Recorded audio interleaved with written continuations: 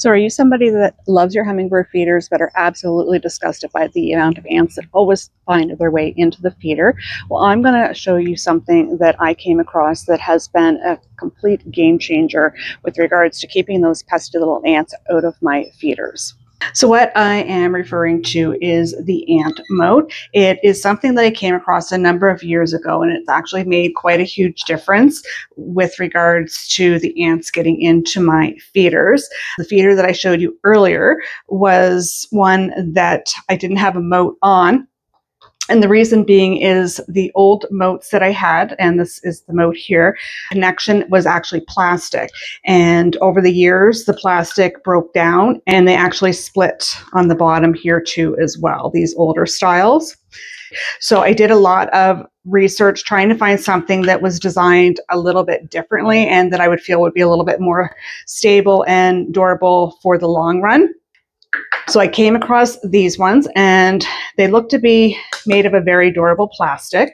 I do like the fact that they are translucent in color. So when you actually have the water in the feeder, you're going to be able to see the water level and when it needs to be refilled. This older style, it was a solid color, and unless the light was hitting it just perfectly, you could never tell if it actually needed to be refilled or not. So I am looking forward to this particular feeder where I will be able to see the water line in it. The set came with 4 ant moats in total and 4 little cleaner brushes. And then with regards to the hooks, there's a bigger and a smaller, and depending on your setup, your feeder, and what you're hooking it to, you can interchange them for top to bottom as to how you want the setup to actually look. And it's just a simple matter of screwing them in. It is pretty straightforward. The setup couldn't be easier. They go in nice and tight, so you're not going to have to worry about them falling out. And do this on the bottom one here. And there the setup is done, and then it's just a matter of putting your feeder on the bottom and then finding your place for it to hang and then filling it up with the water.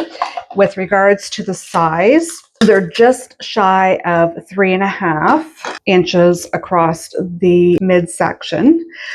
So it's a good size water reserve. And I think it actually holds 6 ounces in total for water. So it's a good amount of water. So you're not going to actually be out filling it every other day. It should last. But again, that's going to be dependent on your environment, how hot it is, and such.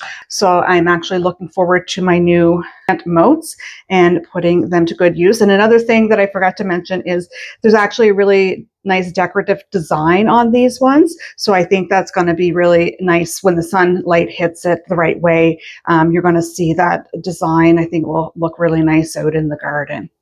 And I do have to say, in looking at this, it looks like it is put together really well. With the connections for the hooks screwing in there. It's very simple and it solves a huge problem.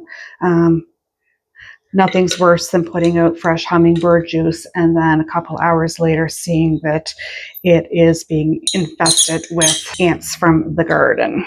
And then I will take you out and actually show you the ant moat setup with the feeder. You take your ant moat and you put it over the hook and then just connect that onto the bottom part. And then it's just a simple matter of getting some water and filling up the ant moat. And I do have to say, compared to my old ant moats, I do love that because it's very easy to see the actual water level in that. A lot of the time if I have them up higher, like something like this, I usually hang it up higher here, I'll end up pouring the water out over the top of the ant moat because I couldn't see through. I usually give myself a shower. So this is amazing. So I'm very happy with that. And here's the other feeder that I have here. And again, it's just a simple matter of connecting it like that and then hanging it up. And I guess this is going to be a good test as any with regards to filling it up with water.